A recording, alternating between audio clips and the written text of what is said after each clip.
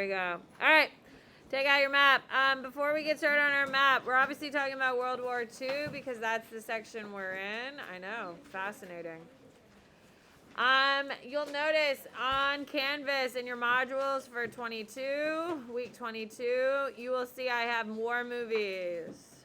We're in World War II. Of course there's war movies. Please listen. The movies I am suggesting are totally R-rated. They're not like R-rated because someone uses a bad word 3 times. They're R-rated because they earned it. They are gory, there's language, there's situations. They are very R-rated. I'm telling you this because you need to get your parents' permission. And honestly, your parents would be so happy if you asked them to watch the movies with you. Because they've probably seen most of these movies. And they would really like the experience of like sitting there and watching you and talking about it with you. They're fantastic. They are super R-rated. So you have to have your parents' permission. Is everyone clear? Do not go home and say, oh, Bennett told me to watch this. And like, your parents are mad at me. I am not telling you to watch this. I'm telling you to ask your parents to watch it with you. Is everyone clear? It's fine. Movies you must watch before you die. Okay? You need to see Saving Private Ryan. Raise your hand if you've seen Saving Private Ryan. That's not that many. Would you say it's a good movie? Yeah. You have to see it. You will never emotionally recover from the cow on the hill scene. I am still scarred from it. If you don't know what I'm talking about, watch the damn movie. The first 15 minutes is D-Day. Veterans who fought at D-Day saw this film, and on the premiere for solely veterans only, a bunch of veterans threw up in the theater because of how real it looked on film. It's a Spielberg movie. It's as big as you get for war movies. It is like the quintessential war movie. It's 2.5, 3 hours long. It is absolutely important you see it at some point in your life before you die. Enemy at the Gates, less popular. My personal favorite war movie. I think it shows the real brutality of war. It is about Stalingrad. In the city of Stalingrad in Russia, 1 million soldiers are going to die. That does not include the civilians that are going to die in the city. That is the city with the highest death count in the history of the world for soldiers' death. So if 1 million soldiers are dying in the war, how many people you think have died in that city? Yeah, keep in mind, in World War II, 44 million people in Russia alone are going to die. The atrocities of this war in Russia are horrific. The first 15 minutes of this movie, you follow a train filled with young Russian boys getting off the train. One's being handed a bullet, one's being handed a gun. When one dies, pick up the gun and use it. That is that movie. It's also about Vasily Zaitsev, who is the #1 sharpshooter in the history of the world. He has killed more confirmed kills than any other person in history. He did it in Stalingrad. That's who it follows. It's also Jude Law. Those blue eyes got me every time. He's so handsome. It is absolutely fantastic. It is my personal favorite war movie, but you can't say anything bad about Saving Private Ryan because it's fantastic. So if you're only going to see 2, you need to see those. Band of Brothers on HBO. Anyone here seen it? Yeah. It was really good. It is really good. It is about the Pacific Front. Okay, so it's the Japanese War. When I was a little bit younger than you, I found out my grandfather fought in the Pacific, and I was like disappointed because like when you think about World War II, you think Nazis and killing Nazis and saving democracy and doing all that cool shit, liberating the Holocaust camps and all that stuff. I was really disappointed to find out my grandfather fought in the Pacific, and this came out when I was about your age, so that's how old I am. And my dad and I watched it. together. I don't know if you probably watched with your dad or something, if you're watching it at this age, and it's so long ago. It is haunting. Most of your war in the Pacific is going to be fought at night in jungles, in foreign jungles, where our boys don't know where they are or where things are in the middle of the jungle, with Japanese who've been on those islands for 30 plus years. So who has the advantage? The horrors that our boys are seeing in these islands is something you will never forget. Also, in Band of Brothers, it's a series. I think it's like 12 or 14 hours long. It's episodes. It's not like one stream of conscious. It really goes into why Marines, when you see a Marine or you hear someone's a Marine, you're like, damn, what a badass, yeah? Right? Like, oh my God, the respect we have here in the United States for our Marines, it's earned in the islands of World War II. That's where the idea of a Marine and that like badassness and like, oh my God, look at all the things they can do, that is earned in the Pacific during World War II. That respect that the world has for our Marines, and you really get to see it in Band of Brothers. Fantastic. It is an investment of time. It makes me so happy that you've seen it. Haunting, right? Yes. Really powerful. There's some really So everyone knows HBO is amazing. Yes. Okay. Their storytelling is absolutely insane. There's 2 series that HBO made that has allowed HBO to be HBO. Band of Brothers. No. Game of Thrones is new, dude. And the other one that's, huh? No, the other one's not about, it's about a detective in, I think, Philadelphia. Anyway. Band of Brothers is what has promoted and put HBO on its level. It's the original. It's the OG. Band of Brothers, fantastic. Schindler's List. Every person in the room needs to see this movie. I'm telling, anyone here have seen the movie? Would you agree you should not watch it alone? Watch it with someone you can openly sob next to. It's one of those movies, when it cuts to the end, when it's done, no one talks for like 5 minutes. And you're just like sitting there and you're just like processing. Would you agree, Olivia? Oh, yeah. If you've seen The Boy in the Striped Pajamas, and we're not giving away anything, we're not saying anything, there is a turn in The Boy in the Striped Pajamas, correct? There is a genuine turn that is like gut-wrenching. If you think that turn is like, oh my God, it is the entirety of Schindler's List. Also a Spielberg movie.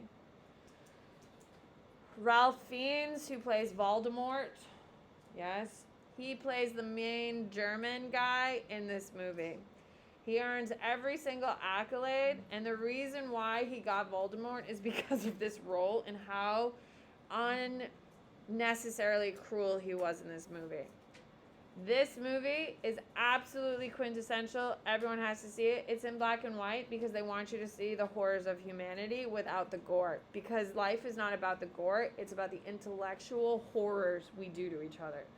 If that doesn't inspire you to see it, I don't know what else does. There's only one person in color in the whole movie. You need to see the movie. Watch it with people you can openly sob next to. It's horrifying. And it's about, I didn't even tell you what it's about.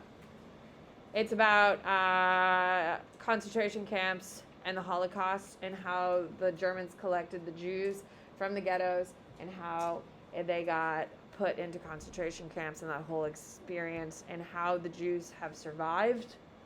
The hero is an anti-hero. It's considered one of the top 100 films ever. Fantastically horrible in all the ways.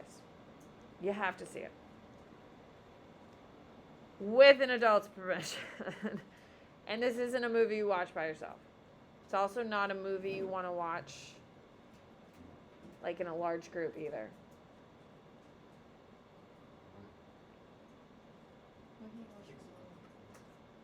It's really dark. It's about like the darkest parts of humans. Would you agree, Olivia?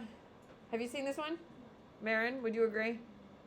You want to watch it with someone You don't want, it's not like something like, oh my God, come over, we're going to watch Schindler's. Like, it's not like, oh my God, I'll make snacks. It's not one of those things. It's one of those things you put yourself through so you can have empathy and you can have, not an understanding, because watching a movie doesn't help you understand, but it has a taste of like, oh my God, right? Because we have to be smacked in the face with our inhumanity, right? So we can kind of take some lessons from it, and that's what Schindler's List is. Spielberg, who's made 1,000 movies, won every award, says this is the most important film he's ever made. This is the guy who's done everything. Okay. Movies you should see. Those are the ones you have to see, and you need to check them all off at some point. Is this weekend the weekend to do it? No, it's Casablanca. But I would totally do it. Those movies are super important. Other movies you should see. Imitation Game. It's fine. It's good. It's good. It's about Enigma. Which, well, yeah, it is. If they didn't break the code, dude, we wouldn't win the war. You need to understand, when we joined the war in 1941, the war's been raging since 1939. England, France is getting their butts kicked. The United States joined the war. We are getting rocked for almost 2.5 years on both sides, Europe and Japan. We are getting rocked. The reason why we won in Europe is because we broke Enigma, which is the code, which is what Imitation Game is about. We also broke the code against the Japanese, and this leads you to Wind Talkers. The reason why we got to win the war and not lose the war, which we were definitely getting our butts kicked for a long time, is because of the Navajo. Now, Wind Talkers is more of like a intellectual enjoyment. It's not a ton of like plot, like not like action and stuff like that, but it's really important. So our code was never broken in World War II, which means the Nazis didn't know where we were going or what we were doing. The reason is we picked a language that only 400 people in the world could speak, which is Navajo. This small Native American group that has been discriminated, hated against, pushed off their land, and killed for being in existence is what allowed us to continue to be the democracy we are today, yes? So it's about the story of these Navajos who are struggling with their nationalism and their pride and the lessons of it, and they end up saving our country because their language is what saved us. It's beautiful. It's an amazing story, and you should see it. It's just not as razzle-dazzle as some of the others. Flags of Our Fathers about Iwo Jima. You know Iwo Jima. Have you seen the flag where the bunch of service members are putting up the flag? That's Iwo Jima. Iwo Jima is in the Pacific. We were losing the Pacific for like a long, long time. Iwo Jima is the final holdout of Japan before it collapses back to Japan. And the flag goes down 9 times in one day, which means there's a lot of going back. They take a photo of the 7th rise, and that's the photo of Iwo Jima. So it talks about that story and the impact. That one photo is going to fundraise and really help push the Pacific to win. Anne Frank, you should have all read it by now. We read it in 4th grade in Massachusetts. 4th grade, we read it in Massachusetts. Read the damn book. It's written by an 11-year-old girl. Read the book. There's also a movie. It's in black and white. It's classic. It's good. It's good. Read the book. Yes. Yeah. Okay. Boy in the Striped Pajamas, most of you have seen. Yes. That U-turn at the end. Whew. Okay. Pearl Harbor. The movie sucks. It's a love story. I mean, Josh Hartnett's in it, so thank God. He is so gorgeous. My heart. Josh Hartnett, you don't know gorgeous. Anyway, Josh Hartnett.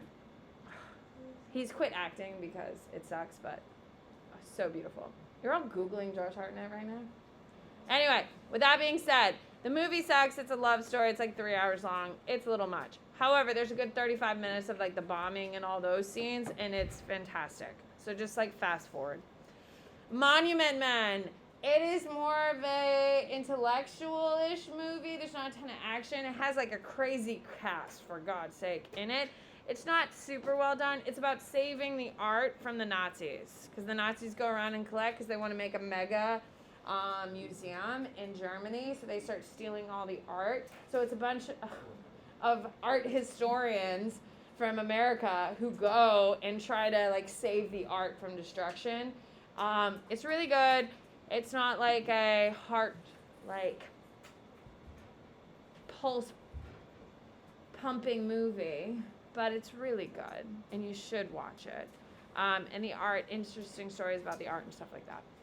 But those are the movies I suggest, but there's the movies you have to see. And all of those movies, I think, are My Die, like Ones Before You Die, are super R, like in every way. Every way. They are super R-rated. The ones down here, I think Monuments Men is PG-13. Huh? Oh, there you go. PG-13, Boys in Striped Pajamas. What do you got? Yeah, I do offer that after, but we only have like a week together after our exam, so. Yes, you have still 2 weeks of school. Okay, hi. We have other things to worry about. We have still 6 more weeks of actual content and 6 weeks of review. I have like 4 movies. Which ones is I love The Gates of that's my favorite war movie. If you oh my god, what is it called? Why am I blanking? Enemy at the Gates is my. Anyone seen Enemy at the Gates? It's not an appreciated war movie. I mean, it's with like Jude Law and Ralph Fiennes and stuff like that. It just wasn't a super huge commercial success. It's very haunting. I mean, it's about Vasily Vaitsov, man. It's really, really good. That's the number one, but that's my number one. But Saving Private Ryan, have you never seen any of them? Saving Private Ryan is the best one to start at then, because it's classic. It's classic. Like it's on TBS like all the damn time. But I wouldn't watch it while it's just on TV because they obviously cut a bunch out because it's on TV and it's super gory. So I would just go to Prime, HBO Max or whatever, and I would watch it that way so you can get like a true sense of it because I think it's important. And I think you should watch it with your parents because your parents would be so happy to hang out with you.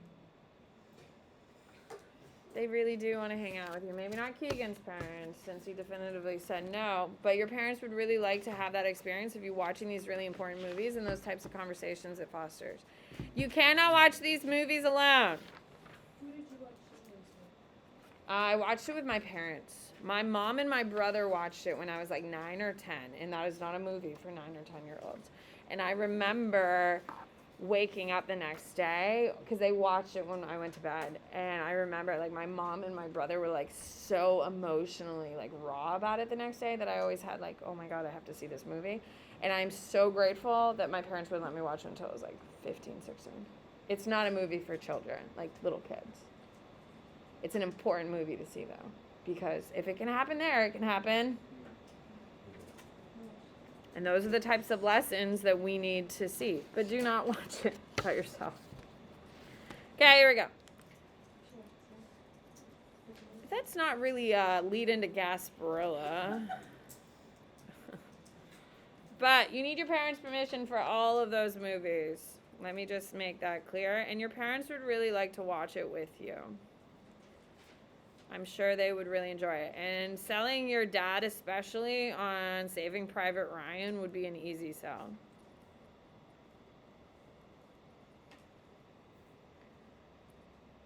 This is Free Ireland. If you're like, why isn't it just called Ireland? Oh my God, decolonization. We're coming to it. Norway, what? If, like, fate said, self-determination for European countries, what about Ireland is very, well, it's Britain, and we know Britain is, hypocritical. It's because Britain has always kind of manipulated it, so they said it's always been theirs. Yeah, which is it? No, because they're Irish. They don't call themselves British, because if they call themselves British, they'd be British, but they don't call themselves British, they call themselves, Poland. I was going to write Polish. Okay, Caspian Sea.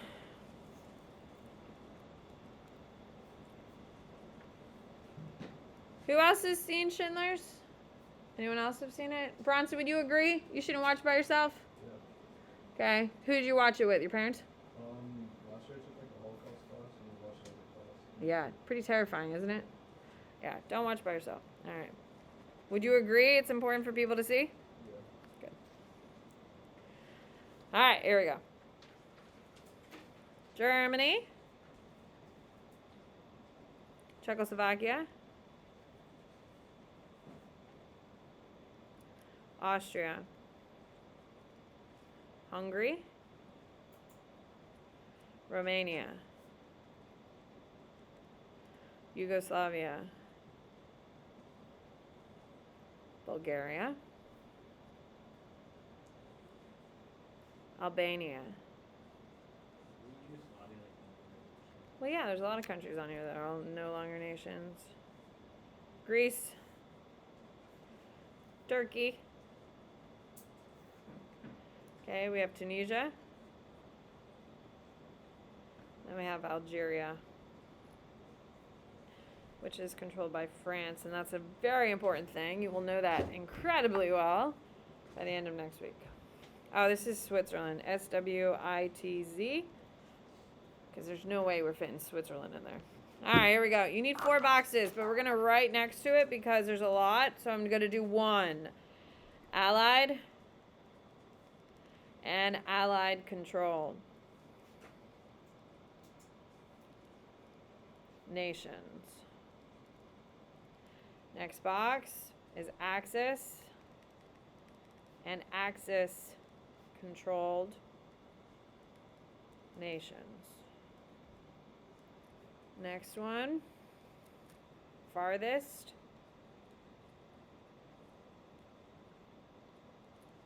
Extent of Axis military occupation. November 1942. That's the peak of Germany. And then you have neutral nations. Alright, so for my allied nations, make sure you're paying attention. If you don't have a box of crayons, just ask someone near you for a crayon they're not using. It's because you people do not take care of my stuff that I don't have tons of stuff. So if you don't have one, just ask someone near you to give a crayon they're not using. Okay, look at mine before you start coloring. Okay, this is Allied. You'll notice that some of the Soviet Union's not being colored because who invades the Soviet Union? Germany invades the Soviet Union. Remember, I don't know if you know this, but we'll know it really quickly here. So Stalin and Hitler were friendly. Stalin thought Hitler was like the best, and they were like best friends, and they were gonna have sleepovers together and do each other's nails and eat ice cream and talk about boys and do all the things. And then Hitler surprise attacked them, and they are no longer friends. And he is going to invade in what we call Operation Barbarossa. It is a complete surprise. They literally get 115 miles into Russia before Stalin does anything. Because everyone's like, oh man, this is wild. What are they doing? And no one stops them for about 115 miles. But if Hitler already had Russia as an ally, why would he? Because hubris. He thought he could. Because no one has ever been in Russia. No one in the history of the world. Napoleon couldn't do it. Hitler couldn't do it. Only the Mongols. So he wanted to be more famous than Napoleon. So do the thing Napoleon couldn't do and Napoleon couldn't beat. So he invades Russia on June 22nd, 1940. Same day Napoleon invaded. Yeah, June 22nd. I don't know how much he knew. But if you know anything about Napoleon, why does Napoleon fail? It starts snowing. So what's going to happen? Well, it doesn't start snowing in June, but winter comes very quickly in Russia. And that was why Napoleon failed. So what do you think is going to be a huge problem for the Germans? The cold, the winter, and all that stuff. And we're going to see a lot of the problems Napoleon had is going to be the same problems Hitler had. What costs Hitler of the war. Russia. If he did not invade Russia, there is a lot of theories that say Hitler would have continued to rule most of Europe. But his invasion of Russia is what is going to deplete his resources and strain his team, because he's going to fight on two fronts. A country never wants to fight on. You only want to fight on one front, because you can push your whole momentum one way. If you're fighting two fronts, you have to split everything in half. Not good. Okay, so we just colored the Axis powers. These are countries that Hitler straight up controls. Hitler controls these countries. He manipulates the government, all those things. Okay, this is the farthest. This orange color that I'm using are going to be the countries that Hitler takes over. He's going to take over France. Remember, who's on Team Allies? England, France. France doesn't even have its country anymore. All the French military leave and go to England, and that's where they'll be until D-Day. And who leads the invasion of D-Day? The French, because it's the retaking of their home.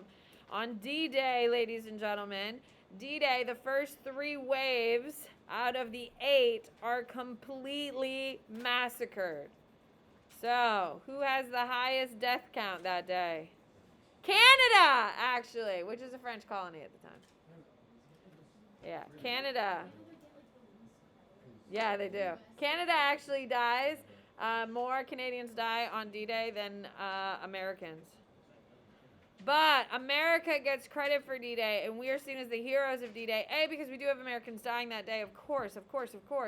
But we provide the ships, the weapons, the medical aid, and all of the technical support. And soldiers, of course. But there's actually more Canadians dying on D-Day than any other group of people. Now, there's not a ton of French people dying that day because our whole country has been taken over. Can we agree?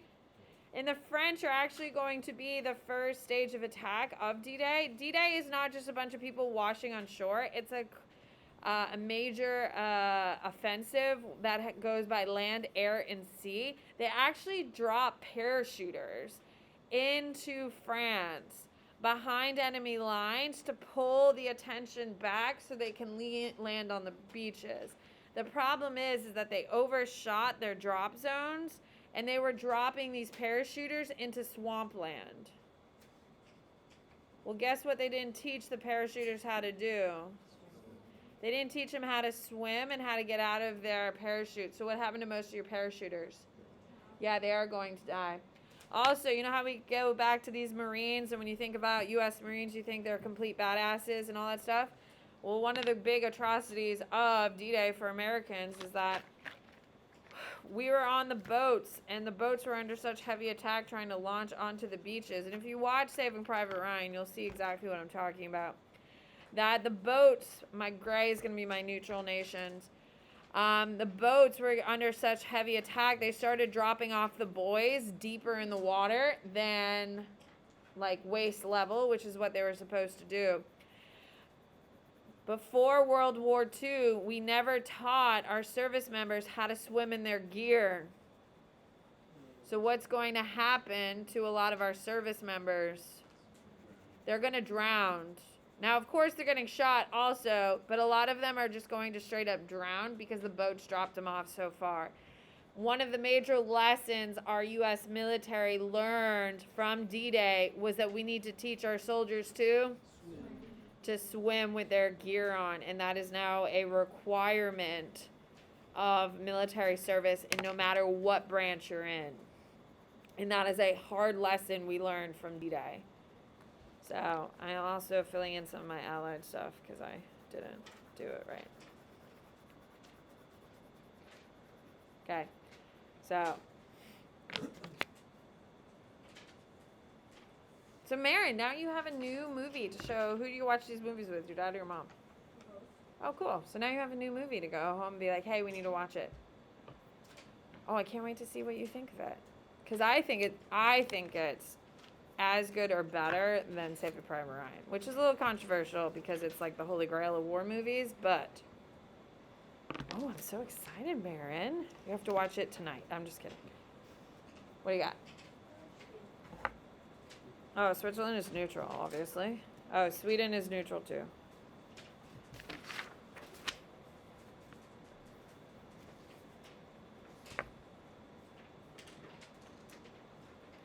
Okay, I'm giving you like 30 seconds and we're switching to the other side, and then you can do whatever you need.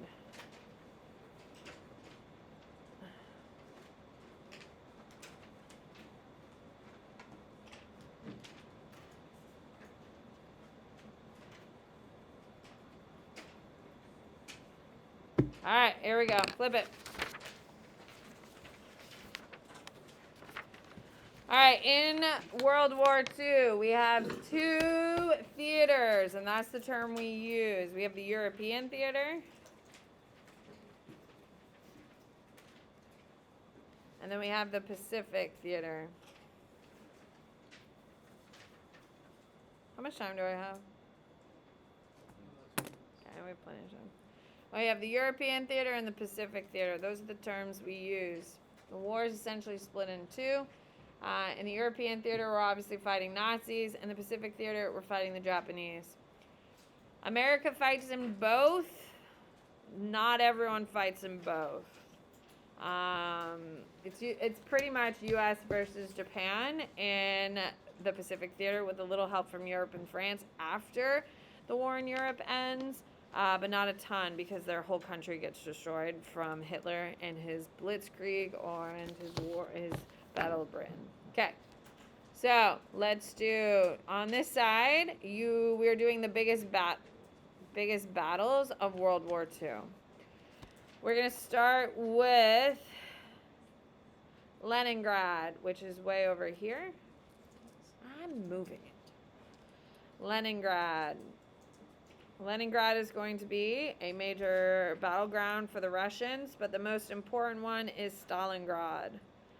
Stalingrad is the deadliest battle in the history of the world. It takes 2 years to do, and over 1 million soldiers will die in it. Soldiers. That does not include the civilians that are going to die in that city. And 95% of them are Russian. Okay? So, that is in Russia. Kursk, which is in Poland, Kursk, is going to be Hitler's last stand against the Soviets. Once the Soviets beat Hitler in Kursk, it's a run to Berlin. Okay? Now, Hitler's last stand is going to be the Battle of the Bulge. Now, after D-Day, it takes about 9 months for the war to end. Of the Bulge. It's about 9 months, and we push Hitler all the way back to Germany, and Hitler's last stand against England, France, the United States is called the Battle of the Bulge. Once we win that, within 2 weeks, the war is over. Okay? D-Day, of course, allows the Battle of the Bulge to happen. It is D-Day is successful because it is Operation Overwhelm, and it is just about the sheer power of the Allies, aka America, throwing all that they possibly can to get onto the continent. Okay? It is all about overwhelming Hitler. Now, what? What are you talking about? Oh, Normandy, sorry. It's Normandy, sorry. The beaches of Normandy. All right, so when the United States joined the war, what pulls the U.S. into war? Pearl Harbor. When we come over, we join the war, and we come immediately to England and France's aid as well. The first place we invade is Africa. Why? What specifically? Almeida, Alameia. Okay, this is where we first have our big invasion. This is our first success. Ladies and gentlemen, the Suez Canal is controlled by Hitler for most of the war. Okay? Why is the Suez Canal a big deal? It controls all of the oil movement. Alizia.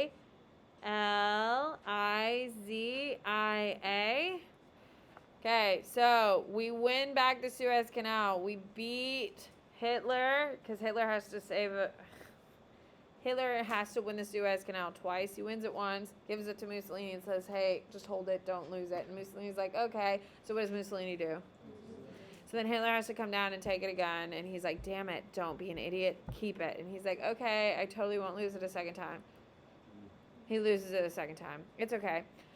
We'll get to where that happens. So anyway, once we come and we beat Mussolini and we take it a second time, from here we launch into Italy. So we invade through Italy because who's clearly a terrible military leader?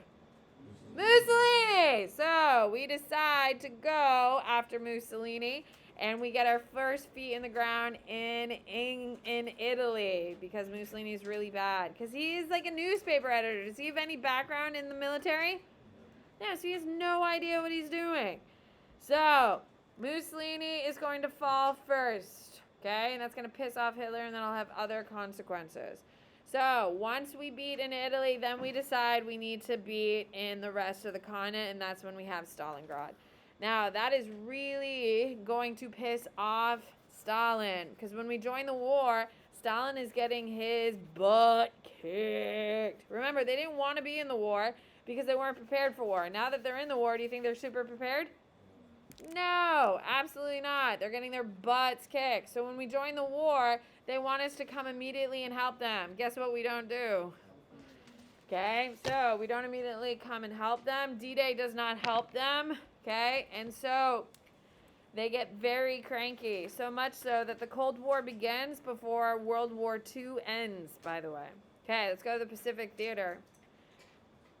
We'll do it in a progressive style. So the first place that gets bombed is the United States in the Pacific, and what is it? Pearl Harbor. Okay, that's what pulls us into the war in 1941.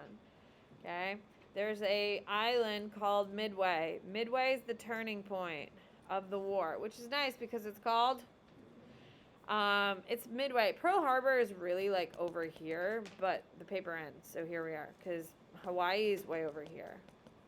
Anyway, we are getting our butts kicked for like 2.5 years in the Pacific. We're getting our butts kicked for 2.5 years in the war on both fronts. So please don't think America comes in and crushes it. In World War I, we come in and we're World War II. Nay. We are not.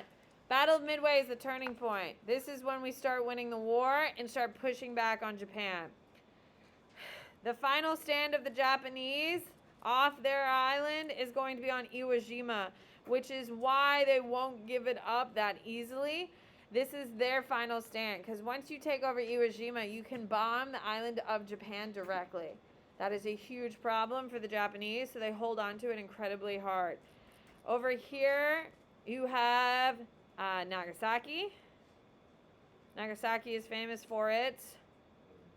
It is the first place. Second place we drop a bomb. The first place is Hiroshima. If you're going to Japan with Ren and I this summer, you will see Hiroshima.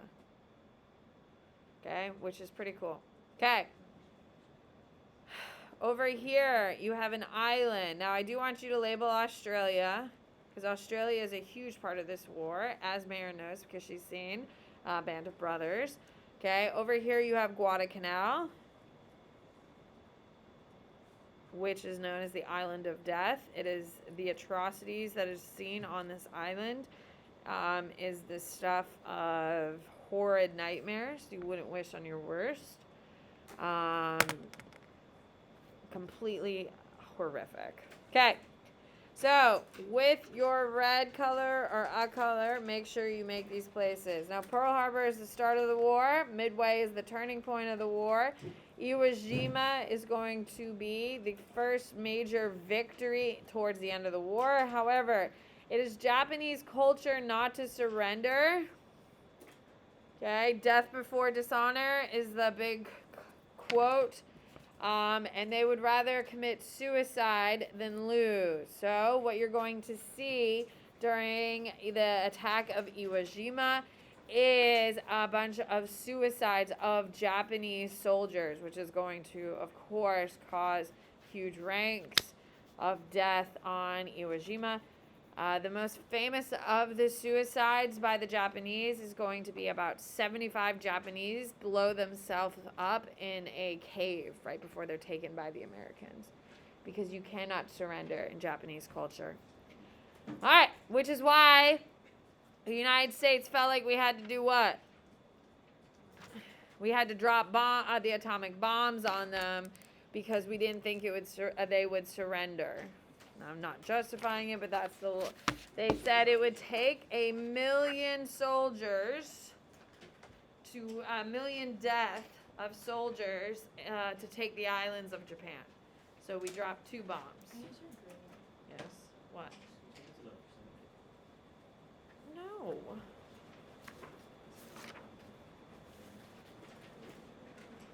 Yes, I said yes. What is it? I don't like picture culture space. Oh, you care about my space now? Is that it? What, Desmond? We had so many soldiers. Did the Japanese have like the same numbers as us? They have a heavy population, but look how big the United States is in accordance to everywhere else. The Japanese didn't really want to bomb us. They didn't want to have a war with us because look how much bigger we are. The reason why the Japanese bomb us at Pearl Harbor is not because they're trying to pick a fight. The reason they bomb us is because we cut off oil supplies to Japan for their imperializing of China, Korea, and Manchuria. So if a country cut off our oil supplies today in 2023, what would we immediately do to them? Bomb them. So the Japanese felt like they had no other choice but to attack us. And the reason why they attacked us at Pearl Harbor and maybe not like Washington, D.C. or something is because our entire Pacific fleet was in. So by blowing up our fleet in Pearl Harbor, it would allow the Japanese to get a huge head start, which it did. Yeah, but it's like one of those things that, like, long term, it wasn't a decisive victory. No, I think I can. I'm gonna try essay.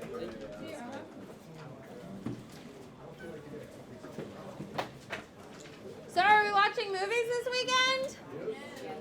Yeah, I know, it's Gasparilla weekend.